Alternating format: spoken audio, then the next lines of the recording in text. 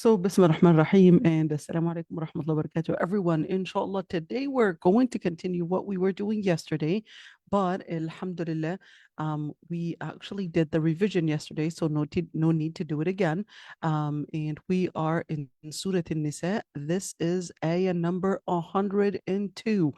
And of course, we're still on the same topic in where it was talking about the munafiqeen, was talking about the jihad, and of course the last ayah, إِذَا ضَرَبْتُمْ فِي الْأَرْضِ, and of course it was talking about when the Muslims, or when we would go on a journey or on travel, that there's no burden if we were to shorten the prayers, and we went in details in that regards, and whether it's just no burden or whether it is obligatory, like some fuqaha said, or whether it is permissible, like others had said, and how long you could shorten the prayer. We went in detail in that regards, and how far does the distance have to be. We also went in details in that regards. And of course, since it's talking about shortening the prayers, then it goes into a topic that is similar but a little different.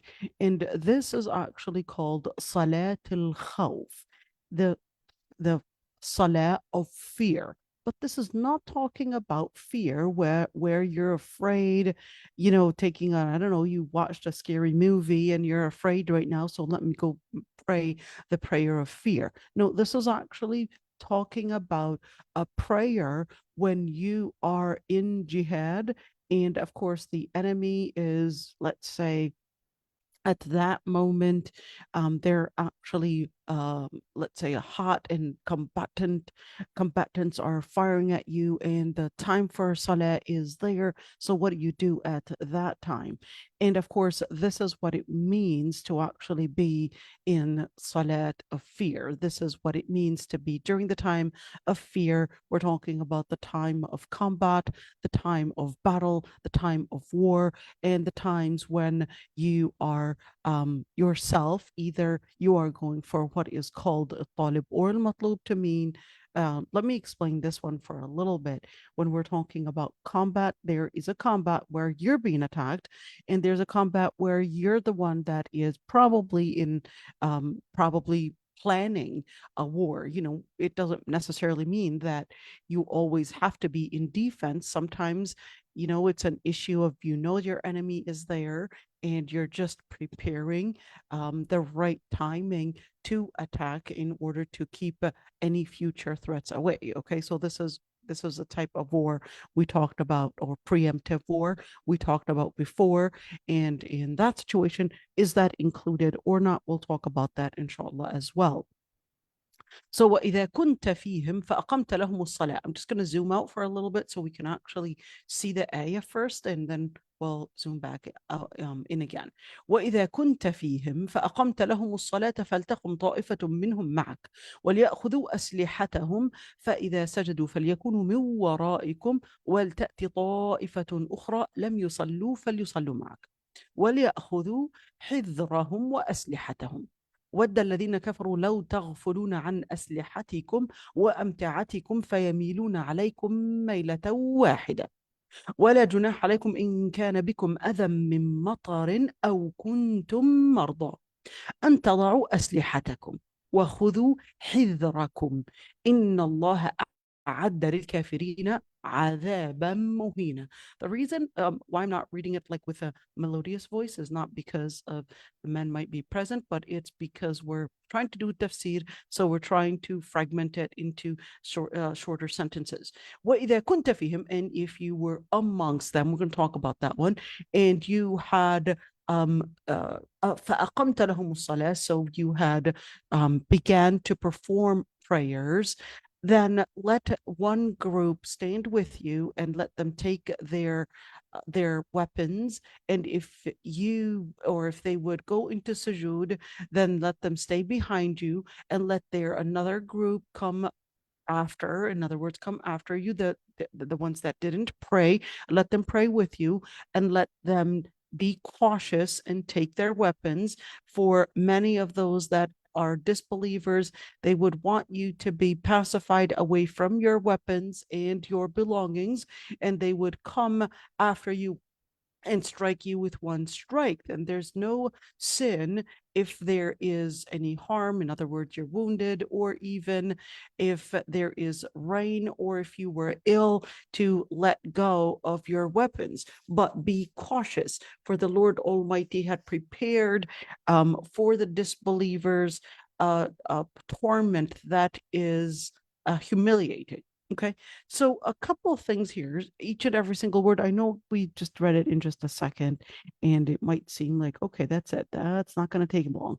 But inshallah, we're just going to go over a couple things, inshallah, in order to finish, hopefully, inshallah, we'll be able to finish the whole page. But I thought it would be good for you to actually see the page that we're doing and the tafsir that we're doing, because of course there there are a couple hadith that we need to go over, a couple scholars' words that we need to go over. So definitely we need to see the tafsir itself. So I'm going to take you there. So remember, this is Tafsir al-Qurtubi, and inshallah, we're just going to cover some of those ayat, or at least some of those points that al-Qurtubi had talked about. So إذا كنت فيهم فأقمت لهم الصلاة. Here al-Qurtubi says that Daraqutni, and I want to look at this one, عن أبي عياش الزرقي. He said that we were with the Prophet ﷺ in Usfan or Asfan, فاستقبلنا المشركون. So the disbelievers, they amongst them was Khalid ibn al-Walid, who not yet was Muslim, and of course they were standing right in front of them. Just an idea about Asfan or Usfan, it actually is on a mountain. So there is this mountain, it's right in between, between Medina and Mecca. So it's, maybe I could, yesterday I was actually looking it up so you could see it yourself. And let me see, I was, hold on, that wasn't what I was, let me see, I can show it to you. And yesterday I was watching this piece of it and I liked, so this is, he was basically, this was built later. This wasn't actually built during the time of the Prophet ﷺ. So this, it's kind of like a tower, and this little tower was built later, but you could see that there's this hill. Right now, this little tower is there. It was built later just to look after the people that were doing Hajj, but you could see in the mountain, on the mountain, so that there is this type of hill, in where, look at, see, it's actually a hill thing, in where it is in order to look around. And also, so here we go, this is that place for it right now, at least. And that's where the Prophet ﷺ and the Sahaba were. And at that moment, of course, they were caught, and the mushrikeen are right in front of them. And if they were to make sujood, of course, the mushrikeen are going to seize the moment that the Muslims are making sujood to basically strike them and kill them. So the Prophet ﷺ, during that time, they basically prayed dhuhr, okay, فَصَلَّى بِنَا النَّبِي صلى الله عليه وسلم الظهر. And they said that they were in a situation where if we were to make sujood, they would definitely seize that moment. So the mushrikeen were definitely on the lookout in order to wait when the Muslims would actually pray, in order to basically strike them, because they recognized that, of course, prayer was more important to them than their own children and their own selves. So Jibreel alayhi salam had actually come down for this ayah between the time of Dhuhr and Asr. So now we're talking about the exact timing when this ayah was revealed and exactly which place. So now you saw the place, we just showed it on camera, and also the timing was between Dhuhr and Asr. That's when this whole ayah was revealed. So which ayah are we talking about? We're talking about this ayah right there that we were just doing. So this ayah was revealed, explaining to the Prophet ﷺ and what he's supposed to be doing. And this ayah, ironically, this ayah, and when Khalid ibn al-Walid had seen the Muslims and how they were praying lined up, that's when Khalid ibn al-Walid, his heart softened to Islam and became Muslim. All right, so this ayah right there, it's really strange, how somebody could actually have their heart softened just at the appearance, maybe at the masjid. I know that I heard many stories. Some had actually become Muslim just seeing the Muslims line up, or hearing the adhan, or seeing the masjid itself. I know Cat Stevens. I heard his story, and he was saying that he had become Muslim when he had entered in Masjid al-Aqsa. That's when it struck him, the peace in that masjid, and that is actually true. There's a special peace in Al Masjid Al Aqsa. Anyhow, and of course, same thing. Khalid bin Walid, he had actually become Muslim just by the appearance of the Muslims during that salah. All right, and of course, this ayah you could see it related to, since we're talking about shortening prayers, and since we're talking about the different things that relate to jihad, etc. So that's why this ayah, of course, is in coherence with the rest of those ayat, in where it's talking about, well, in situations of fear and you need to make your salah, what are you to do and how is it done? All right. And of course, when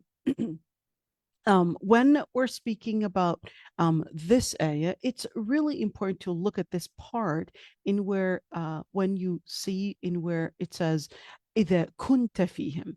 All right, I want you to look at this ayah right there, and where it says, وَإِذَا كُنْتَ فِيهِمْ, and if you're amongst them. So if you're amongst them, does that actually mean that this prayer is only permitted when the Prophet ﷺ was really around, was really alive? Does that mean that later on that we cannot do that prayer? So this is where the scholars actually went to explain a couple things, and pay attention to this one because this is really sensitive. All right. Here it says al-khitab lin-nabi. What does that al-khitab? Khitab actually means, yes, the words were directed at the Prophet ﷺ, but this would actually include every leader that comes after the Prophet ﷺ until Judgment Day, which is really similar to the ayah where it says, خُذْ مِنْ أَمْوَالِهِمْ صَدَقَةً. Now, this is Surah At-Tawbah. خُذْ مِنْ أَمْوَالِهِمْ صَدَقَةً. Quote, it says, and take donations from their money. Well, it's really important to understand that this misunderstood interpretation that sadaqah, or of course, this is not that the Prophet ﷺ was taking donations for himself, but this was, in fact, the Prophet ﷺ was not permitted to take donations, and neither were his family. So if somebody is from al-Bayt, they're not permitted to take donations. And al-Bayt people that are still descendant and still coming from Ahlul Bayt, they know that they're not allowed to take donations. Why not?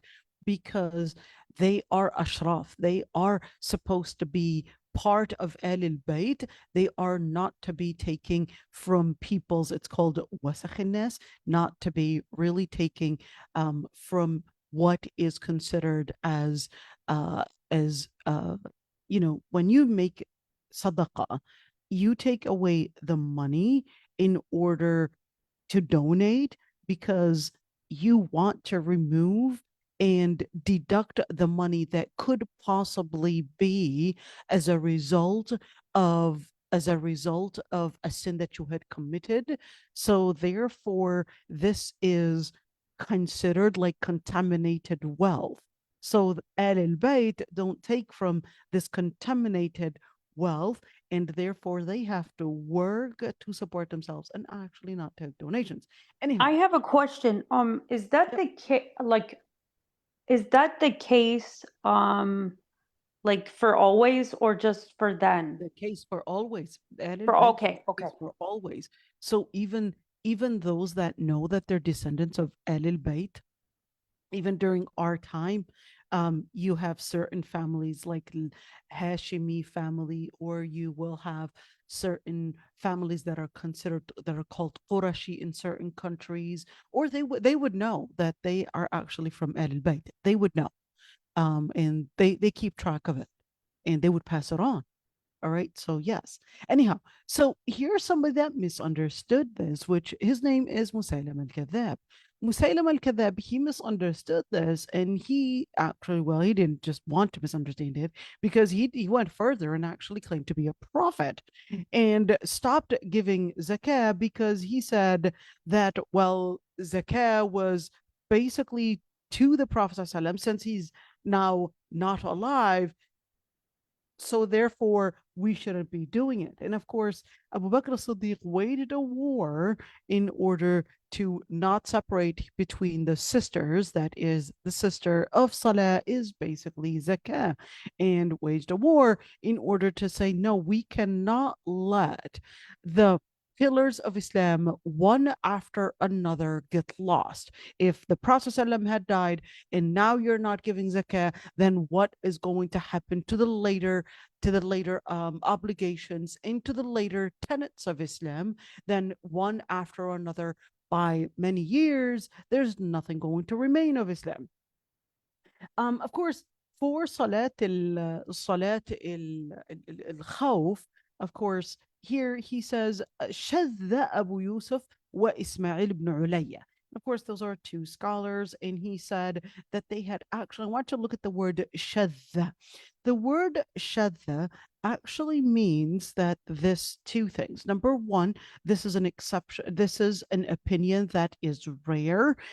Two, that this opinion, no one supported them on it, and no one actually supported them and even found that there was any evidence to support that opinion. So I want you to look at this, Abu Yusuf and Ismail al-Ulayya, in where they actually said Salat al-Khawf would not be prayed after the Prophet ﷺ, but he said, but we know that the discourse, that the words وَإِذَا كُنْتَ فِيهِمْ is not necessarily to mean only if the Prophet ﷺ was around, whether he was around or whether he's not around, of course, because yes, the Prophet ﷺ is not like any other person, but all of them would want to be around the Prophet ﷺ, but even and of course, even though he's not around, at the end is that the majority of the scholars, they actually said, well, we were ordered to follow the Prophet ﷺ. We were ordered to imitate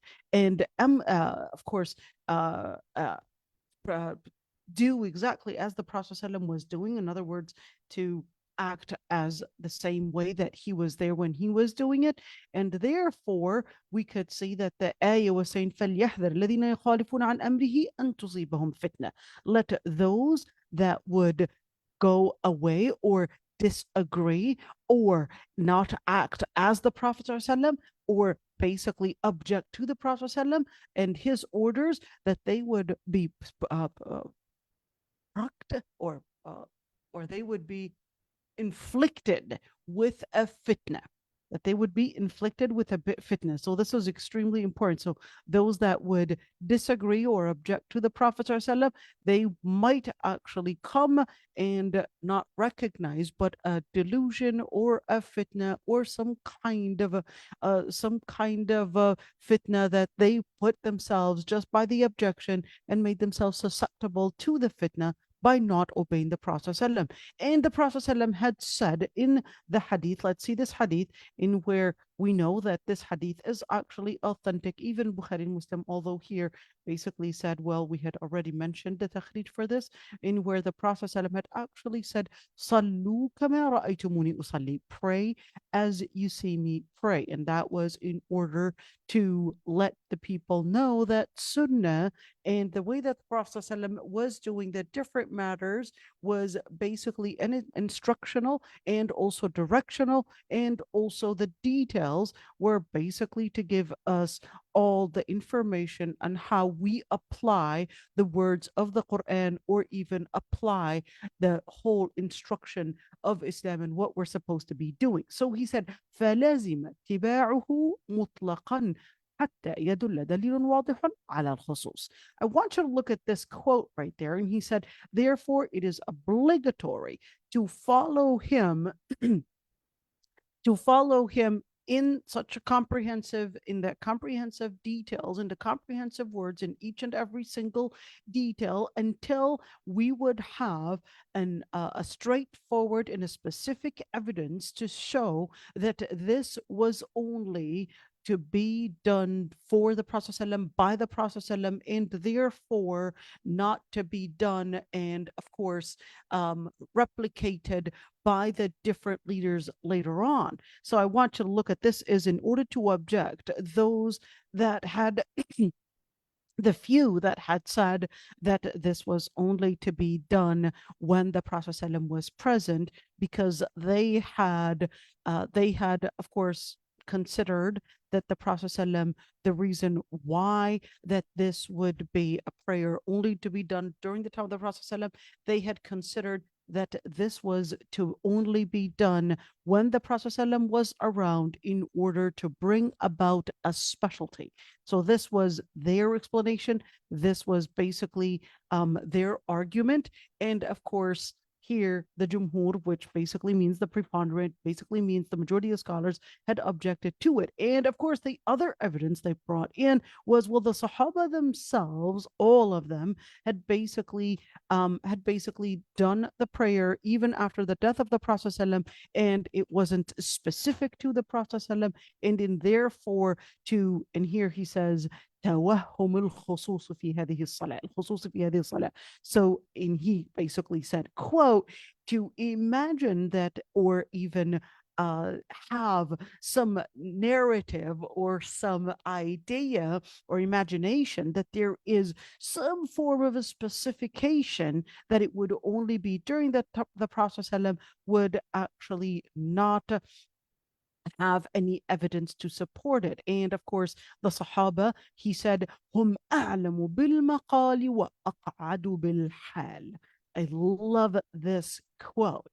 He said, the Sahaba, they are better at understanding the words and of course the words and how to interpret the words أعلم بالمقال and even أقعد بالحال to mean, and even when it comes to understanding how to apply the words and let them reflect the circumstances, they are the most ones to know how to apply it. And I want to look at this one. Why did he actually say that one?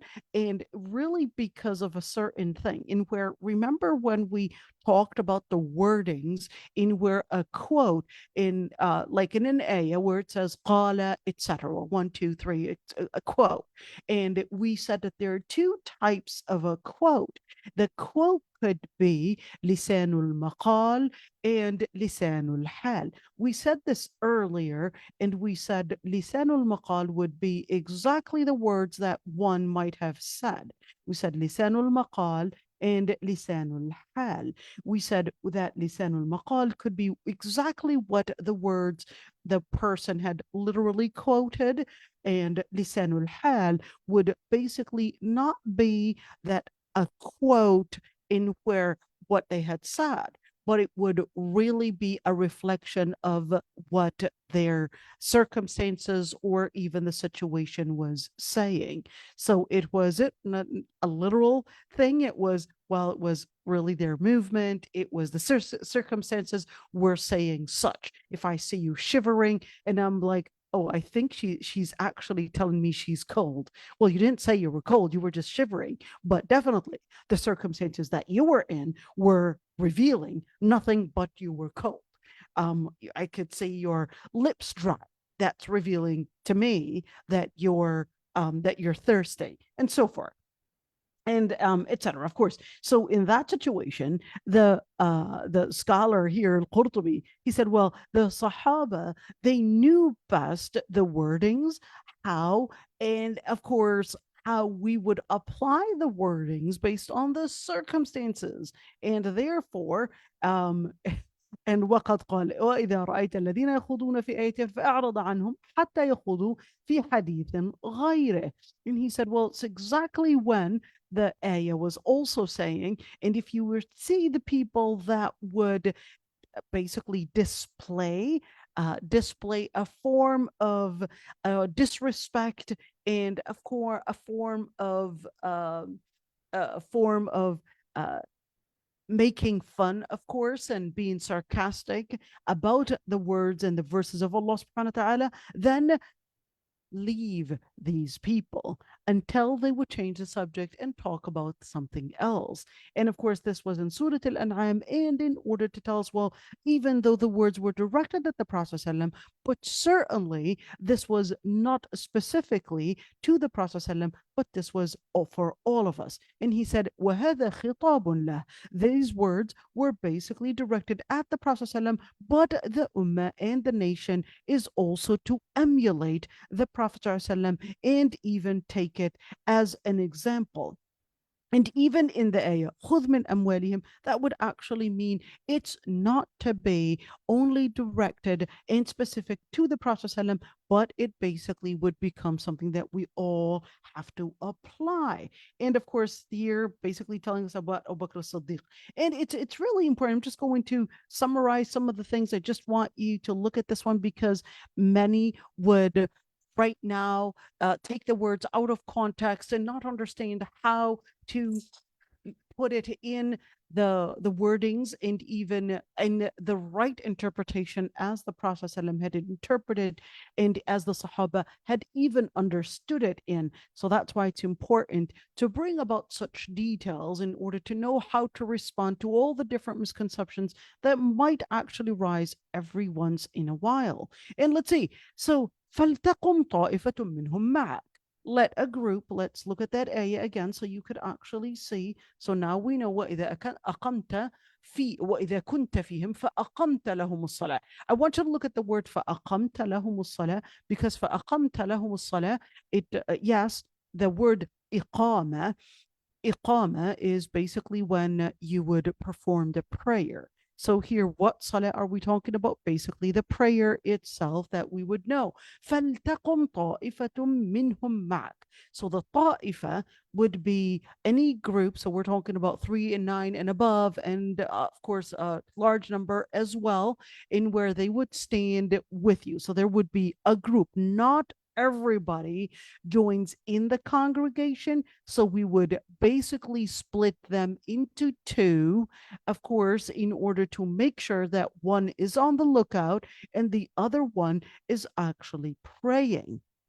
All right. So technically, they're not going to make a whole complete prayer. They're actually going to be making one rak'ah each, and the imam is going to be making two. All right. I want you to keep keep that in mind. So technically they're just doing one rak'ah. So what the first group would basically take the weapons with them, and of course the other group is on the lookout. All right. So the imam would basically start the prayer, and the one group would take the weapons with them. They would join along with one rak'ah. Once the first rak'ah is complete, then they would step back and stay on the lookout. And then the other ones are actually praying, if possible. Maybe we could actually have, let me see. Can you see it? Maybe we could also, oh, maybe I can show it to you in a video so you could actually see it, right? And that would be easier for you. Let's do it right there so you could see what we're talking about. And here we go. Let's do it that way. And I'm going to show it to you so you could actually see it. I think this one right there, I'm just going to show it to you. All right. So here we go. So you've got the imam, you've got the army carrying their weapons. The first, I'm going to make them go faster so you could see it. Okay. And okay, here we go. The first group is praying. Then the other ones are on the lookout. Once they go into sujood, here we go. They go into the other sujood. They're still not joining yet. Once they rise, of course, what's going to happen? These ones are going to be on the lookout. and the other ones are going to join. Did they actually join in all the details? The answer is no. So now these ones are on the lookout. The other ones are basically praying now. So technically, this group is done with their prayer. They just did one rak'ah, and the imam is the only one that actually did two rak'ahs. The imam did two rak'ahs, but the other group, of course, this is their prayer. Once they're all done, that's basically Salat al-Khawf in a summary. Okay, so just so that you would see it, if this wasn't clear, let's look at this one and see. So here we go. I'm gonna go and actually here we go. So what do we got? It doesn't have to be the Saudi flag, just to tell you. They would even do wage, not even uh, uh, any any army or that's actually coming at them right now, unfortunately. But of course, weaker than I ever didn't right think now. they even had an army. They did, Noura, but it's only to protect their king. All right, here we go. And they even have an F-16. So they've got even weapons. But guess what? Guess who has the keys to those F-16s though? America does. It's like, okay. They've got the key, they've got all the different codes to those weapons. So it's like, okay, we decide when you could use it. All right, so here we go. Let's go faster. And let's say we're going to go faster, playback speed. All right, now they're basically praying, and then you've got one group is basically on the is basically joining. All right, and like that.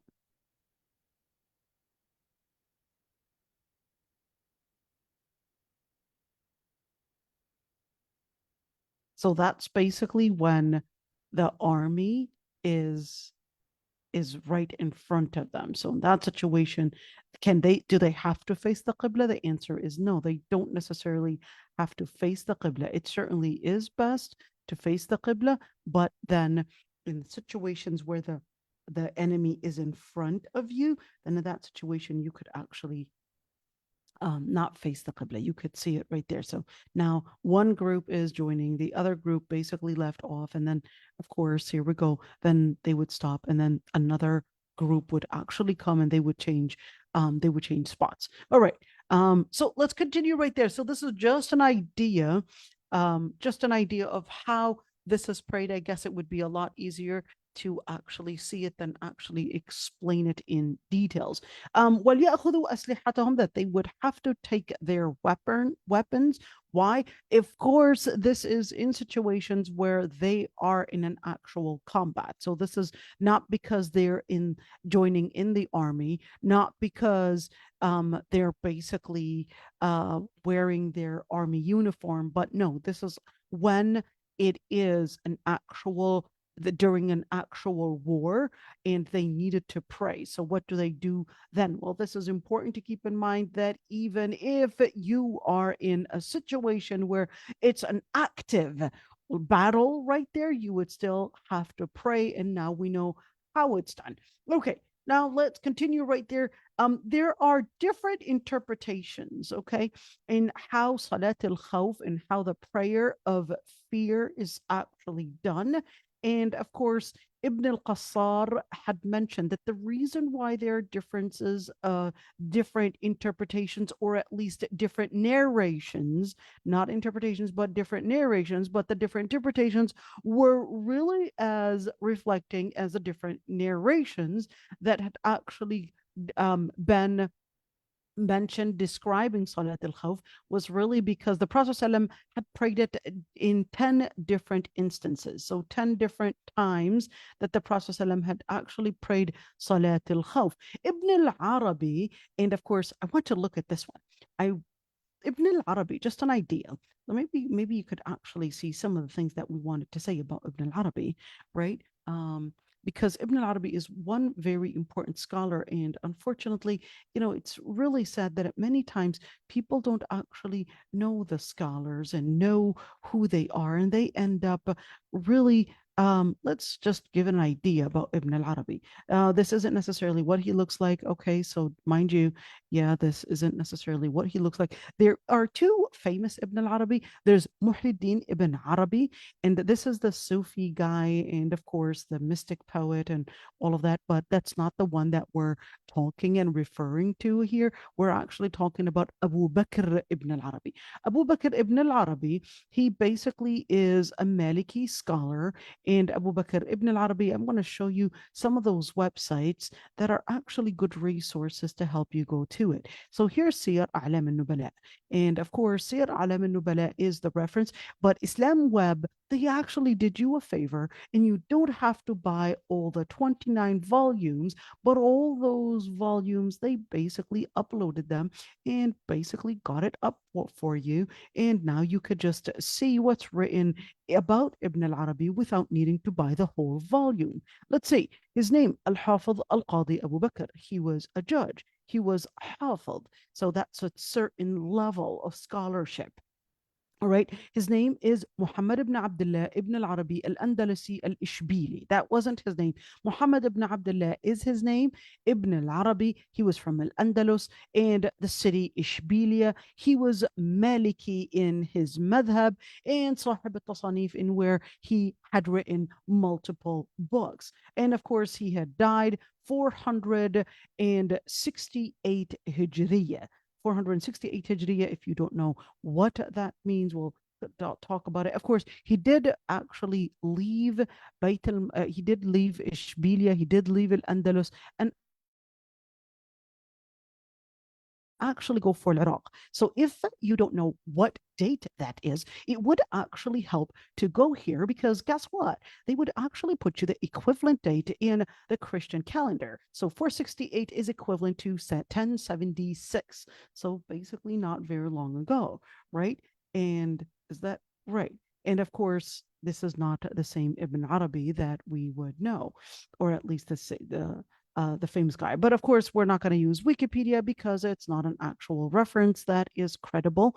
But of course, this one is a credible reference, since it's basically quoting from Siyar A'lam al-Nubala. All right, so we'll make the story short. Ibn Arabi is Maliki madhab, and actually passed by Dimashq, passed by Al-Quds, got some of the ilm from the scholars there, and later he also stayed in Baghdad and actually died in Fas, Morocco. In fact, his grave is still in Fas, Morocco. Of course, you could see it actually there. He actually said that the Prophet ﷺ had prayed Salat al-Khawf 24 times. Where did he actually quote that? He said Al-Qabas and Ahkam al-Quran. The most important two books for Ibn Arabi is basically Al-Qabas and Ahkam al-Quran. Ahkam al-Quran is in almost 5-6 volumes, and Al-Qabas is so it's about that size as well. Said he prayed it 24 times. Imam Ahmad ibn Hanbal, I want you to look at this one, because although Al-Qurtubi, it's not weird and certainly not ironic that he would quote from another Maliki scholar like himself, but when he would even quote from Imam Ahmad ibn Hanbal. So for those that are fanatic about following a particular madhab, look at what it means to embrace Islam. It does not mean that you have to only follow scholars of your own madhab, but embracing the truth, embracing the evidence, and embracing whatever evidence that is proven to be authentic is basically what a Muslim that is sincere does, and not necessarily following people, because following people at the end of the day is not obligatory, but following the Prophet ﷺ is. And certainly following what the Sahaba had basically said about the Prophet ﷺ is one way to know what the Prophet ﷺ had done and what he had said. So that's why you could see Imam Qurtubi, Imam al-Qurtubi here, he said, quote, he said, Ahmad ibn Hanbal had, and he is إمام أهل الحديث والمقدم في معرفة علل النقل فيه. And he said, and he is إمام أهل الحديث. He is the main scholar of the school of al-Hadith school, and in fact, the leader in knowing the different reasons or the different ilal al-naql, basically the different details that might actually be hidden detail in knowing the reasons for certain hadith that they're not authentic. And look at the way he had praised Imam Ahmad ibn Hanbal, even though he's not from his madhab. And of course, even though he comes from a different school, certainly, but he said he's an imam, he's a scholar. He called him, he is the best in knowing the different details, in knowing the different details in the science of hadith. He said, quote, I لا أعلم أنه روي في صلاة الخوف إلا حديث ثابت. He said, quote, I do not know any narration that was mentioned about Salat al-Khawf, the prayer of fear that is during combat, except all of them are actually evident, all of them are genuine, all of them are authentic hadith. And he said they're all authentic hadiths. And therefore, any prayer that you would do for Salat al-Khawf, in where, in other words, it's basically taking any narration, because remember, we had various narrations that actually reflect and resemble different positions in how that prayer was done. And he said, any narration that you would take, he said, ajza'ahu insha'Allah, would basically be considered as valid, inshallah. And of course, this would basically reflect that one, yes, we can pray that prayer in different positions, but it also would tell us that taking one scholar, and even if he's from a different madhab, is basically important to consider that the evidence is what you follow and not necessarily one specific madhab. To be fanatic about one specific school is basically to be definitely just wanting to have a certain influence of that's going to be subjective and not necessarily objective, and you're going to find yourself really having lots of influence affect you in how you want to go to the evidence, to the Prophet ﷺ, and not necessarily the influences. Let's see, the sister is saying, are they doing only one rak'ah, or do they do the second rak'ah later? So good question. So they would, the ones that are behind, they're technically only doing one rak'ah, all right? And each group is technically only doing one rak'ah, all right? And not necessarily following on and taking let's say those positions or replacing it each and every single time. No, technically they're only doing one. The imam is actually doing more than one. The imam is doing two. All right, now I want you to look at this hadith right there, and where you had Malik, and of course remember how even though Imam al-Qurtubi is Maliki, I want you to look at this one. And he said when he says all his friends, this is not talking about his friends per se, but this is actually talking about the scholars that had learned, that had basically passed on the madhab Maliki. Illa Ashhab. Ashhab is basically one of the scholars that had passed on. So we're talking about Ashhab, we're talking about Abdurrahman ibn al-Qasim, we're talking about Asad ibn al-Furat. Those are the most important scholars for madhab Maliki.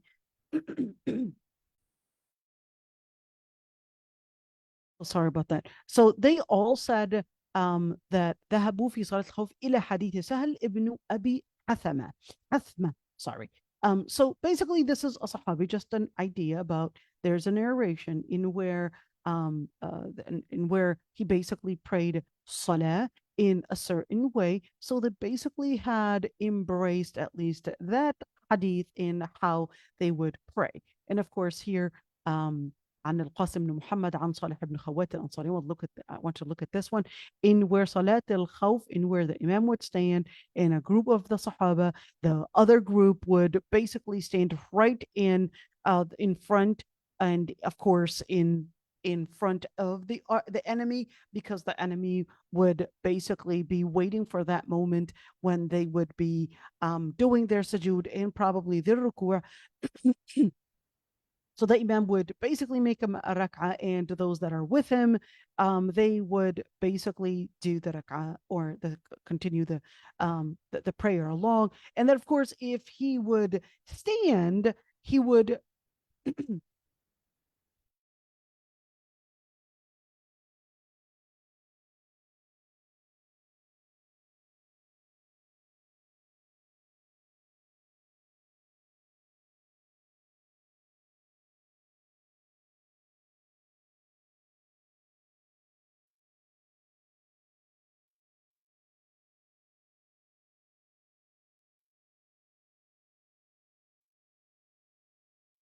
And if you would stand, sorry about that. It's all right. If you would, when he would stand, he would kind of stand for a longer period of time, and they would continue the rest of the rak'ah on their own. Okay. So that was to answer you, Latifa. So this hadith right there would say that they would continue the rak'ah on their own.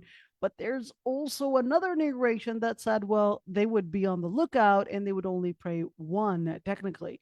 So this one, what this narration was basically saying a different action, in where no, they would finish the rak'ah on their own, but be on the lookout, and then the other group is basically joining the jama'ah.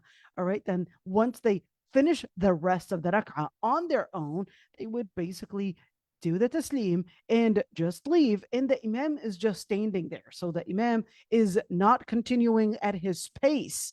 The imam is not continuing at his pace, but the imam is basically waiting until the first group would finish their rak'ah, their second rak'ah, in order to basically give the chance for the other group to join along once the first group finishes. All right. So I want you to look at that one. And then the other one would actually come in. So this was one narration. I want you to look at that. Remember, we've got 10 different narrations. And of course, we had 24 different times that the Prophet ﷺ had prayed. And of course, all of that is really depending on the circumstances that they had they had done the salah in. All right. So they would basically make congregation, but of course, يركع بهم الركعة يسجد ثم يسلم. They would basically do the rak'ah and basically do the sujood, do the taslim, but then they would do the rest of the rak'ah, basically do the rest of the prayer on their own. So this was one narration to answer Sister Latifa. Yeah, and I'm trying, but it doesn't look like the water's helping.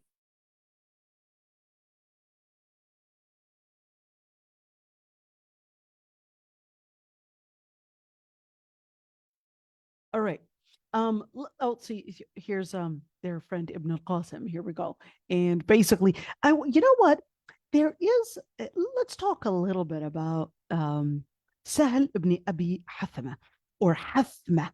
All right, keep on saying Hathma, but it's actually Hathma. I want you to look at. I'm gonna actually, I'm gonna bring about Salih ibn Abi Hathma. Okay, want you, and what I like, since we're looking at this one, these two websites are actually good websites. All right, this website right here, they actually did a really good job in where it's a personal effort, and and let's just see what he did.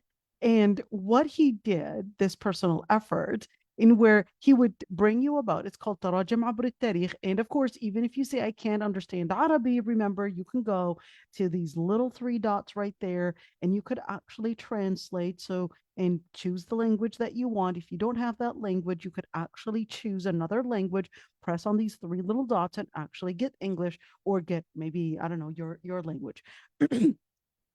what this website had done is basically they would quote. So let's say he would basically quote exactly who these people are and basically take it from the books like Usdil Ghaba and here and Mu'jam al-Sahaba and of course here Tabaqat ibn Sa'b, well, at least the continuing part of it, and here in Isaba. So basically give you all the different known familiar books that are credible resources, okay? Credible resources. But when we say credible resource, that doesn't necessarily mean each and every single piece of information is necessarily authentic. But those are the credible resources to know about these particular names, these particular narrators, and of course, basically made it easy for you. So let's see. Sahal ibn Abi Hathma, he's basically Ansari, and of course, certainly from Medina. All right, this is from Usd al-Ghaba. And of course, Usd al-Ghaba is not that big. It's almost 6 volumes. But Usd al-Ghaba and also this book right here, it's called Al-Isaba fi Tamyiz al-Sahaba. They're basically the most important books, and even Marjam Sahaba, they're the most probably important books in mentioning the names. So they're all biographies for all the Sahaba. The men on the side, the men would have their volumes, and the women have volumes to prevent ikhtilat. Okay, right, and of course. They would basically have all the names of Sahaba or even the claimed or those that had been attributed to being Sahaba, they'll basically say if they are Sahabi or not. So we've got all these biographies to know each and every single one. So let's see. He said basically the name, the father's name, they had differences of opinions on whether it is Abdullah or whether Ubaidillah. At the end of the day, is that of course the Prophet the Prophet basically was or Sahl ibn Abi Hathma, okay, was actually one of the Sahaba. In fact, he was one of the people that joined under the tree, remember, Al-Hudaybiyah, which is 6th or 5th year Hijrah. And he was, in fact, the person to guide and be the personal guide for the Prophet ﷺ during the time of Uhud. And he was present during all the battles. And of course, during all the battles in where with the Prophet ﷺ, in other words, he was a Sahabi in where to join along. There was a particular name that we basically, and let me maybe look at this one as well. This website is also Hadith Transmitters Encyclopedia is also a very good website in where they would give you all these transmitters, all these names, and do really the same exact thing. So here we go. But I think, the way that they had put, kind of like this, I don't know, they call that light green to help you see. Here's Ma'rifat al-Sahaba. They'll give you exactly what they had said about that person and exactly the year when so here we go. So they would give you the year that they had died in, and here it actually gave you more details. But of course, this website didn't actually. Oh, this one's actually giving me a different person. No, this is the person we're looking for. Okay, but didn't give me all the references that the other website had given me. So it's good to actually, and the other website had given me, this is not just a website, but this is actually quoting actual books. This is actual encyclopedias. This is actual references. All right. This is at your fingertips. All right. You don't even have to download the whole PDF. You got it right there. And of course, there is in where he said Salih ibn Khawat al-Ansari. I want you to look at Salih ibn.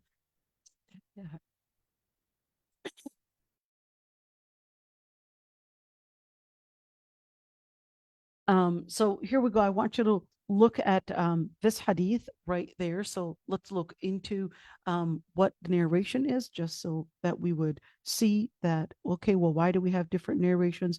Just so that you would see that we would basically have different narrations, but that's because the Prophet himself had actually done different practices. So just keep that in mind. And of course, the person that I also wanted you to see Khawat ibn Jubayr. Okay, I want you to look at this one. The reason why, because Khawat ibn Jubayr was actually one of the main Sahaba that was many times narrating different hadith, along with that Sahabi that Sahl ibn Abi Hathma. So wanted to mention one as I was going over the stories and I was going over the Sahaba. I actually had to, yeah, I actually had to say this story, and it was just on my mind. I absolutely loved it. So this hadith was mentioned by a Tabarani. Okay, let's see what happened. In where, yes, it's a little irrelevant, but I had to say it. All right. So Khawat ibn Jubayr was a Sahabi. But before he had become Muslim, he was a womanizer, a real womanizer. And when we say a real womanizer, that was a famous story before he had become Muslim. Okay. So he goes to this lady. All right, lady, sorry, I'm just going to say it as it was mentioned. He goes to this lady who was selling butter. All right. And she was so keen on not dropping the butter. So he comes in, he tries to, I guess, seduce her, but she was completely rejecting. So he comes back inside and he thought of a plot to somehow, get a hold of her. So he goes to her, basically with his face covered, and then he's like, "Hey, I'm looking for butter." And she gives him a jug of butter. And he tastes it and he's like, "No, not this one. This one doesn't taste so good. Give me something better." So she opens up another jug of butter. She gives him the first jug, opens it up, and he tastes it. He doesn't like it, or he claims that he doesn't like it. So he basically says, "Can you give me another one?" So she tells him to hold the first one and then opens up another one. Opens up another one, and then he says, "Oh no, my camel is about to run away. Take the jug." And she says, "Wait till I close the second jug that I opened." And he's like, "But my camel is about to run away. So take it back, because if you don't take it, and it's gonna slip and it's gonna spill." So she carries both jugs in her hand. And of course, those are jugs of butter dear to her, but ironically, this is Jahiliyyah. So she carries both jugs, and then he basically seduces her at the time and literally rapes her. And she just was keen that the butter would not drop. It's really, it's really strange how Are she you was keen about serious? Oh my God. exactly. She's just worried about the butter not dropping and not worried about her own her own self. It's like, what is more important? But this is it's so but this is Jahiliyyah, all right? So this is Khawat ibn Jubayr. And there's another funny story with his womanizing habits. But this is, let's say, after he had become Muslim, what happened? So the Prophet ﷺ, I want to look at this one. He um basically was with the Prophet ﷺ, all right? And he basically comes out, of course, of his little place, and there were some women talking. So of course, this Sahabi, he's like, "Oh, women talking, maybe I could join along." And of course, when some men, they just love having conversations with women, and basically he dresses up and goes and sits with the women and starts talking to them. The Prophet ﷺ sees Abdullah ibn, basically Khawat ibn Jubayr, and he says, "Abu Abdullah," that's his nickname. Khawat ibn Jubayr, his nickname is Abu Abdullah. And he says, "Why are you sitting with them?" And he said, "When I saw the Prophet ﷺ, I got baffled." And he was kind of like, bewildered, got baffled, and he kind of just went into, and it's like, he got really scared. And he said, "Ikhtalat, ikhtalat." Um, what is that called when you you're all of a sudden you're surprised with something? What, I forgot what it was called, but you got really baffled, you got really scared. And then he said, "Oh, Prophet, one of my camels just ran away, and I'm just basically looking for something to tie it with." So the Prophet ﷺ just walked away. And the Prophet ﷺ basically goes along, and the Prophet ﷺ, here's Khawat ibn Jubayr is just watching the Prophet ﷺ. Now again, that Sahabi is just having a good time talking to these women, but he's also looking at the Prophet ﷺ, and he notices that the Prophet ﷺ, he basically let go of his own cloak. He goes inside, and then he said, I could see that the Prophet ﷺ basically, of course, he could see that he went inside to basically go to the bathroom, made wudu, and then he said, I could see the water dripping from his beard and even onto his chest. And then the Prophet ﷺ comes out again, and he says, Abu Abdullah, whatever happened to your camel? And then they went along, and then they went along, and then every time the Prophet ﷺ would see him, and he would say, Salamu alaikum, Abu Abdullah, whatever happened to your camel? And then he was so shy. It's like, uh-oh, because he's like, whatever happened, where's the camel? What happened to your camel? In other words, the Prophet ﷺ knew that there was no story about the camel. It's like he was caught lying, but the Prophet ﷺ still went along like he doesn't know the real story. Okay. So the Prophet ﷺ, or sorry, the Sahabi, he says, when we went to Medina, he said, I avoided to go to the masjid, and I avoided to sit with the Prophet ﷺ. So one time he said, I basically waited when there would be nobody at the masjid, and I went to the masjid, and then I stood to pray. And when the Prophet ﷺ got out of his room, or got out of his chamber or his little home, he came into the masjid and he prayed 2 rak'ahs. And of course, Khawat ibn Jubayr is there. And then he was basically taking longer. Who was taking longer? Khawat ibn Jubayr. Why? Because he wanted to avoid talking to the Prophet ﷺ, because he knows he just lied before. It was no camel that ran away. He was just basically sitting and talking to the women. And he said, I stayed longer and longer in the prayer. And the Prophet ﷺ said, oh, take your time, Abu Abdullah, and you can take as long as you wish. I'll stay here, and I'm still going to be staying here, and I won't leave till you finish. And he said, I started talking to myself, and I said, the best thing to do, I'll just I'll just apologize to the Prophet ﷺ, and I'll basically make him, it's like, it's like, I'm just going to let him know that I did lie about this. Once he was finished, of course, once he was finished with the prayer, the Prophet ﷺ says, Assalamu alayka, Aba Abdullah. ما فعل شراد ذلك الجمل. He said, oh, Assalamu alaikum, Abu Abdullah. Just wanted to ask about the camel that ran away. And of course, the Prophet ﷺ knows that there was no camel that ran away. So he said, by Allah, by the one that sent you with the truth, I did not actually have any camel run away since I had become Muslim. So the Prophet ﷺ said, may Allah subhanahu wa ta'ala shed his mercy on you. May Allah subhanahu wa ta'ala shed his mercy on you. May Allah subhanahu wa ta'ala shed his mercy on you. Don't go back to doing what you had done. I want you to look at that one. It's so beautiful. The Prophet ﷺ knew that there was a lie, but he didn't want to expose him. So he just kept on asking him, what happened to your runaway camel?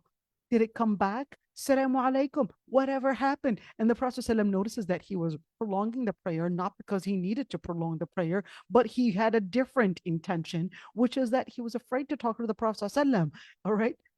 It's so beautiful how the Prophet ﷺ, even though he recognizes that he was really there to have a conversation with the women, but the Prophet ﷺ didn't scold him on the spot and say, hey, why would you do such a thing? No, he was like, okay, just pretended like he doesn't know what's going on. And subhanallah, there are different narrations and different hadith that actually said that the Prophet ﷺ had made the dua for Khawat ibn Jubayr, and of course his attractiveness to women, and that Allah subhanahu wa ta'ala would take it away. And of course, some men and some women, they're basically, let's just at least say their lust is stronger than others, and it would push their behavior to doing different things. So if a person finds themselves, of course, attracted to women or attracted to men or even attracted to you know attracted to a certain sin, let's just say it that way, make the dua that Allah subhanahu wa ta'ala would help you overcome it. All right, make the dua. And certainly Khawat ibn Jubair, although yes, Sahabi, had that history, but at least it's good for us to actually see that making such dua does actually help. And of course, never lie about it. And of course, the Prophet ﷺ is basically getting the wahy. So nice try for lying, but, or at least changing the subject. And of course, you can't get away with the Prophet ﷺ because he would basically know it right there. Oh boy. Oh, okay, here we go. So I just wanted to make the story short about Salat al-Khawf. So let's see right there. Let's go over the ayat so we could see it. So let's see. So وَلْيَأْخُذُوا أَسْلِحَتَهُم. So basically, if they would make sujood, so one group would be with you, and then another group that didn't pray would pray with you, and they would be cautious and take their own weapons with them. For many of those that are disbelievers, they would want to seize the moment to basically attack you and basically come after you. So let's see right there. And of course, when you look at the different narrations and how the prayer for Salat al-Khawf was done, and here I want you to look at this one. And he said, ولا تعارض بين هذه الروايات فلعله صلى الله عليه وسلم صلى بهم صلاة كما جاء في حديث أبي عياش مجتمعين وصلى بهم صلاة أخرى مفترقين كما جاء في حديث أبي هريرة. And of course, he said basically that there's no contradiction between the different narrations. It could be possible that the Prophet ﷺ had probably prayed when they were in complete congregation, all of them. In other words, everybody was gathered, and sometimes that he had prayed when one group is on the lookout, the other group is not on the the lookout, but engaged in the prayer. And of course, at the end, Salat al-Khawf would basically be rak'ah, or at least rak'ah, and then they would make their own. And of course, al-Khattabi, we talked about him before. Salat al-Khawf is basically different types. And of course, the Prophet ﷺ himself had prayed it in different forms. And all of that is really determined based on what is more caution, the most caution for, of course, the Muslims themselves, and of course those that are present, and of course أبلغ في الحراسة, to make sure that the Muslims themselves are actually here in taking all the different precautions in order to guard the place, of course, guard themselves, and of course also take the prayer times in consideration. So then they went into differences of opinion. So if we're talking about one rak'ah, are we going to also shorten Maghrib? How do we actually do that? Maghrib, of course, is going to be 3 rak'ahs. So do we make it 1.5? Or do we actually make it 3? What do we do? So Salat al-Maghrib, you could say again, actually has differences of opinions. So some had actually said the Prophet ﷺ prayed 3 rak'ahs. In other words, the ones that are behind the Imam are actually making a complete set of 3 and not 1, and therefore making a complete set. And therefore, the other groups are also making a complete set. To mean incidentally, how do you pray 1.5? Exactly. You can't pray 1.5. So that's why the first group of scholars, they basically said no, they would pray 3, a complete complete Maghrib prayer. And therefore, if we're talking about the first group, the first team praying 3, and then of course, once they finish, the second group is praying 3, that would actually mean that the Imam / the Prophet ﷺ would actually be praying 6. That's the first opinion, right? Because he's leading for the first three and leading three for the second three. So that would actually mean that Imam is praying 6. And of course, it would be 3 for each group. All right. So the majority of the scholars had actually said that no, he would pray 2 rak'ahs, and then the second group, he would pray 1 rak'ah for them. Okay. So the first group is praying 2 rak'ahs, and then the first group is praying 2 rak'ahs, and wait a minute. The first group is praying 2 rak'ahs. I think I'm confusing 1 and 2 now. The first group is praying 2 rak'ahs, and the second group is praying 1 rak'ah. All right. And they would basically continue the remaining rak'ahs, whether it's 1 remaining for the first group or 2 remaining for the second group. They would basically continue them at other times and whenever, of course. And of course, what do they continue on their own before the imam would make the taslim or after?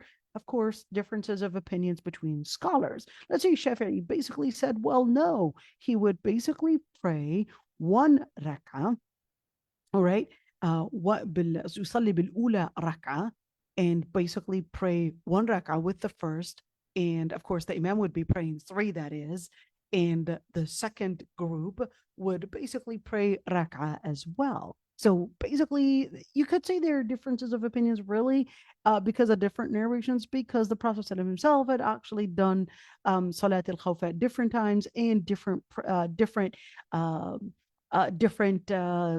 guess, ways, and just keep it. So what about when عند التحام الحرب? What does that mean?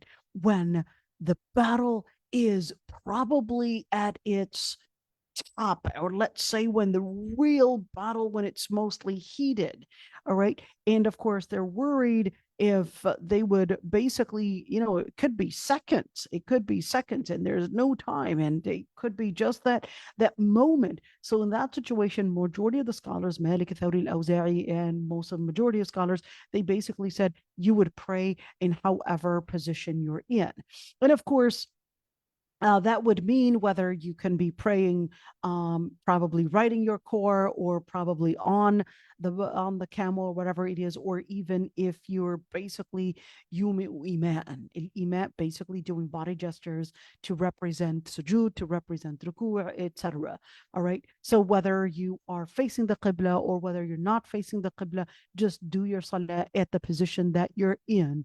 And of course, it's really important to remember that those times we could not imagine the situations being that, I guess, that severe, but it can happen where it could be so severe that it is just a minute, just a blink, and you could actually mean risking your life, and risking not only your life but all the Muslims' life. But of course, here al-Awza'i, who's from Lebanon, gotta say that because remember, my PhD was from Lebanon, so I gotta at least,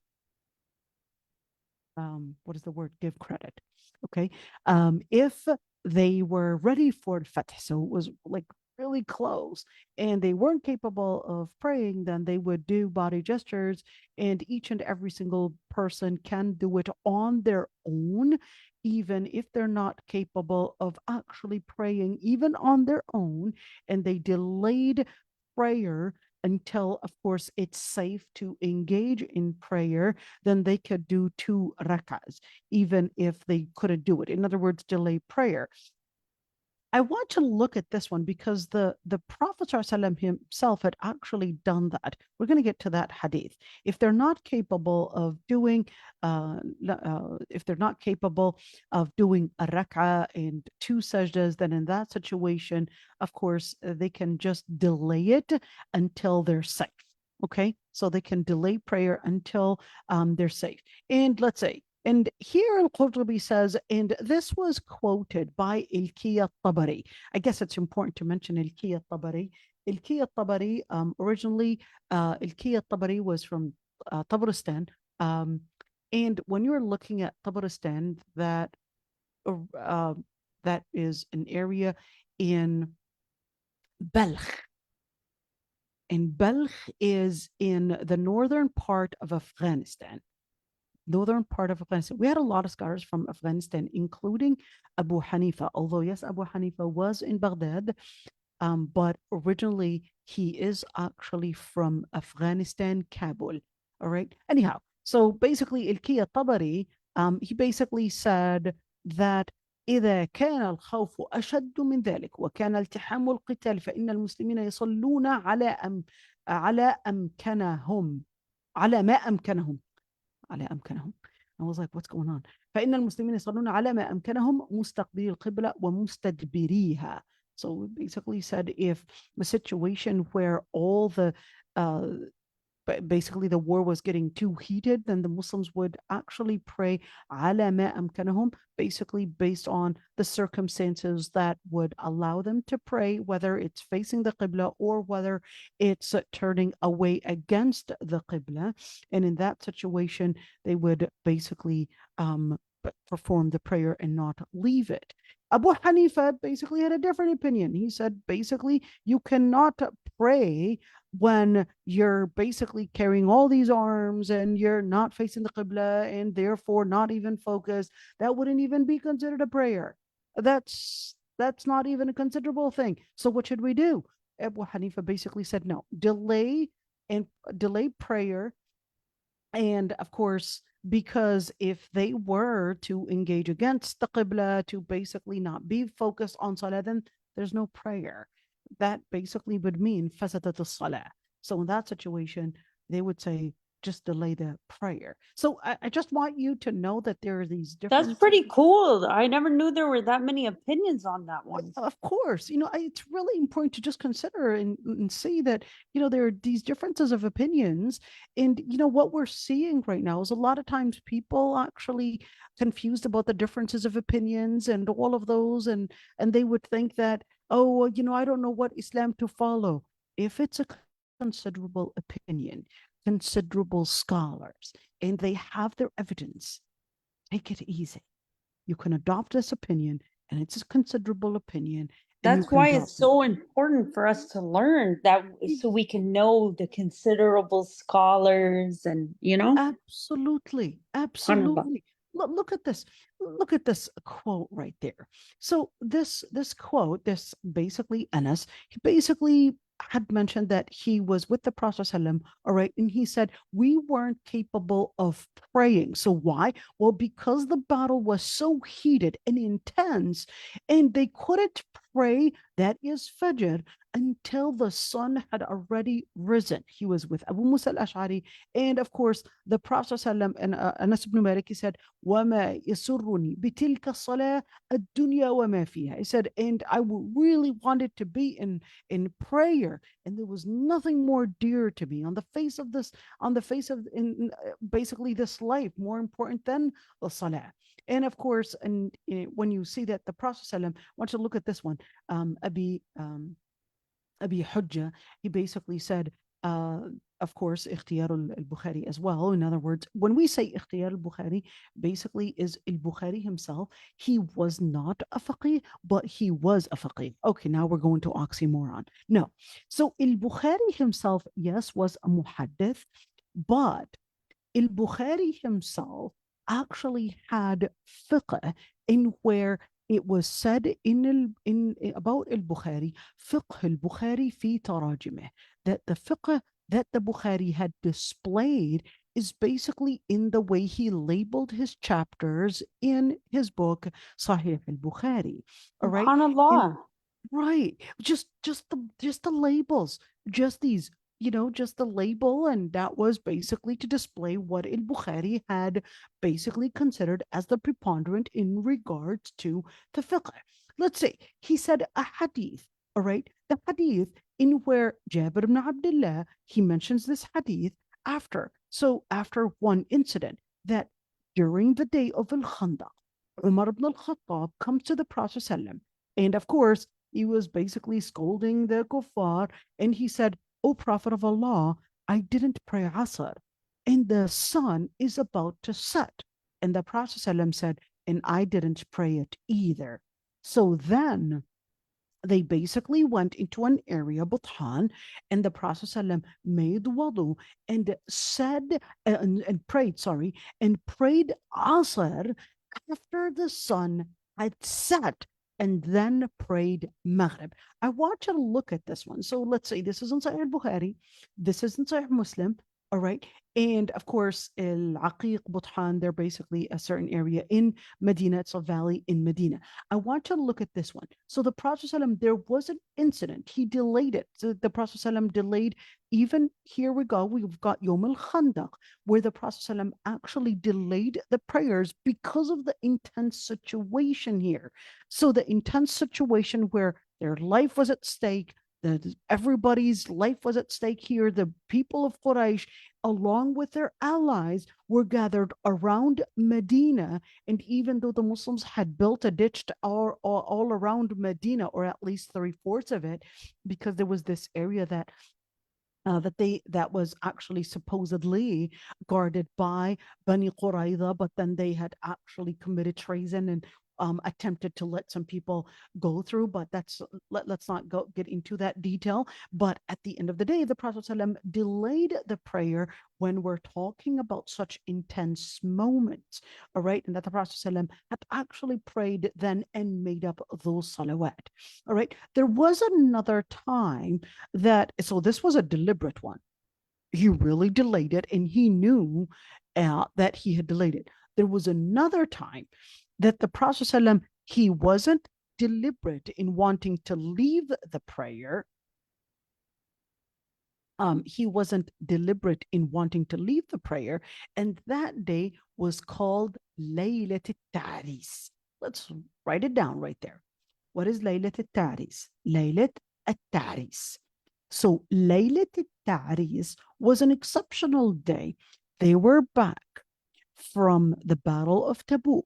In the middle of the, of course, in the middle of the, in the middle of their walking, or at least getting back home, he basically, the Prophet ﷺ assigns Bilal ibn Rabah to stay awake, and when it's time for prayer, that he would do the adhan, and basically for Salat al-Fajr. But what happened is that the Sahaba, they fell asleep.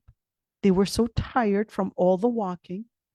They fell asleep, Oh including the Prophet yeah, ﷺ. that was this hadith. Subhanallah. Exactly.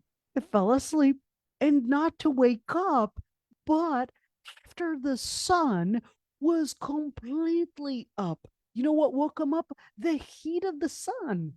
The sun's heat woke them up. So the Prophet ﷺ, of course, the Sahaba, they were baffled. So the Prophet ﷺ told them to basically go, make wudu, take it easy, make wudu, line up, and they prayed Salat al-Fajr. And he said, من نام عن صلاة أو نسيها فليصلها إذا ذكرها. Let's write it down. من نام عن صلاة أو نسيها فليصلها إذا ذكرها. What does that mean? Whoever oversleeps a prayer or forgets it, then pray them and pray the prayer whenever you remember it, or at least you're aware of it. So the Prophet ﷺ, that was the only time that the Prophet ﷺ missed Fajr. This was called Laylat al-Ta'ris. Investigation comes in. Bilal, I thought we assigned you to wake us up for Fajr. What happened? He said, well, what happened was exactly what happened to you. I fell asleep, basically out of being so tired, exactly the way that sleep had overcome you too. That's what happened. Did the Prophet ﷺ scold him? Did the Prophet ﷺ tell him anything? No, because yes, it can happen. And that's the same thing, that sometimes learn how to take excuses, especially if they are beyond somebody's capacity. So just keep it in mind. Then they had differences of opinions on Salat al-Talib wal-Matlub. What's a Talib wal-Matlub? A Talib, student? No, this is not a student. A Talib wal-Matlub, if you were, and if the Muslims were the ones to actually prepare for the battle. Okay. In other words, they prepared for the battle. It's not like they didn't know that there was going to be a battle. No, they prepared for it. And in fact, they're the ones that that basically had planned for. It wasn't an unexpected thing.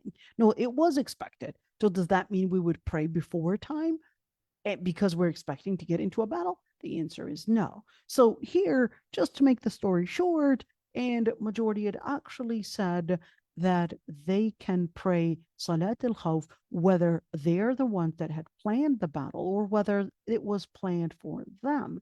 The end of the day, it's basically going to be taking the same exact ruling. All right. Do all the scholars agree on that? No, not all scholars agree on that, but we're just here saying the preponderance. So we, ladies, I know you're not going to go into needing Salat al-Khawf, but yeah, unless you're in Palestine, maybe that's a different story. All right. I was really hoping to actually finish the whole page. So it's 1:40 right now. Let's stop right here and inshallah, hopefully, oh, I don't want to actually finish. Wow, I can't Delay. believe that. Oh, maybe you should continue. I really wanted to. I really want to. But inshallah, we'll, oh, ya Allah. Inshallah. What at the time? Subhanallah. Exactly. You know what? I actually thought we would actually, at the end of our classes, just to be more engaging. So take away the boredom. What was, and ask a question like, what was your favorite thing for every single for this class? Every single time we would ask a question. What was your favorite part, or at least what did you not understand, just so that we can make it more engaging. Inshallah. So today, this basically let's see, what did we do? We basically just did one ayah, right? So Actually, I have a question about okay, so for the hadith that you just said, because did it say it said whoever is sleeping, right? But I wondered about the forgetting one. So forgetting, let's say, especially women after they finish their periods, they can Yeah. forget. Yeah, that happens Yeah. to all the women. After they finish their periods, they had a week or probably 8 days or 9 days where they haven't been praying, that they forgot that they're back to their routine in praying. So in that situation, it can happen that they will forget. No, but I wondered what it was So based basically, you on. just يعني. pray. You just pray when you remember. So ما let's في say حديث ولا this آية is the ولا hadith. شو؟ This is the Huh? hadith. Yeah. Oh, من okay, sorry, Yeah. sorry. This is the hadith. This is the hadith. من نام عن صلاة أو نسيها فليصلي إذا ذكرها. This is the hadith. Oh If you yeah, forget sorry. prayer, you forget it. My brain, the hormones itself. That's okay. That's okay. Whoever forgets a prayer or you oversleep a prayer, then you would basically pray it whenever you would remember. So whenever you would remember, or at least when the word ذكرها doesn't only mean remember, but it can also mean the first second that you're aware of it. So you oversleep a prayer, you're aware, you're awakened now, well, pray it now. This is Oh, okay. Jazakallah. so فليصلي إذا ذكرها فإن ذلك وقتها. That would be its time. So basically, that's what you would do. You would consider that time and just pray it as fast as remember. So this hadith goes with Fajr because you can oversleep. Let's say you slept late and you wake up, but you didn't even wake up for Fajr, and it's already 9 a.m., 10 a.m., and it's already late for Fajr. Well, that's when you would have to pray it. You woke up just now. Well, good. Get up and pray it. All right. So basically, although yes, you definitely have to take all the different considerations and probably setting your alarm or probably letting someone else wake you up, etc. All these different things. But let's just say, hey, sometimes you were just and some people are really heavy sleepers. And speaking of which, Safwan ibn al-Mu'attal. Safwan al-Mu'attal, is that what his name was? Yeah, was it? Is that what his name was? Okay, now I'm forgetting. Okay, so basically this Sahabi had had a sleep issue. Okay. And so he had basically you should be recording this. Oh my God. it is recording. It is Oh, recording. it is? Okay, sorry. Yeah. صفوان ibn al-Mu'attal, ibn Rubay'a and Dhakwani, of course, he was a Sahabi that also had sleeping issues.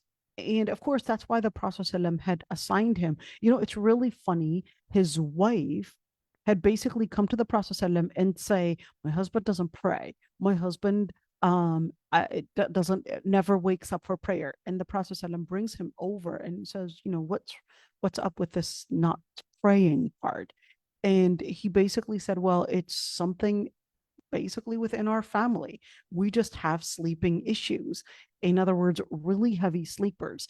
And because of his sleep disorder, the Prophet ﷺ even had him be the person to stay behind and come after the army. So basically the army would pass, but of course, just to make sure no one is left behind, he would basically have Safwan ibn Attal, who was a late comer, basically come after just to check and make sure that no one was left behind. Okay, so Safwan ibn Mu'attal, and the Safwan ibn Mu'attal was basically the Sahabi. You remember Hadithat al-Ifk when Sayyidah Aisha was accused of having Safwan ibn Mu'attal as her boyfriend. So that was basically that person who basically comes behind to check if there was anyone left behind, and he sees Sayyidah Aisha, so he just says La hawla wa la quwwata illa billah, which is istarja, La hawla wa la quwwata illa billah. She gets up, basically is awake and knows that, oh well, she knew that there was someone else that was going to be coming after, just to make sure that no one's left behind in the desert in the scorching heat. So he basically says La hawla wa la quwwata illa billah. She goes on the camel and basically go to Medina. So that's Safwan ibn Mu'attal. So I guess to just to make it clear that it can happen that certain people do actually have sleeping disorders. So just to mention this point, that in situations where people might have sleeping disorders, that that if you would oversleep a prayer, basically whenever you wake up, make sure you prayed on time, and make sure you pray it, and when you remember, and when you're awake, as soon as possible. All right. So I hope I completed this hadith, or this ayah, and also this hadith that we were talking about. And inshallah, we will continue Monday. So tomorrow we actually have intro to fiqh. No, is it? Wait a minute. When is intro to fiqh?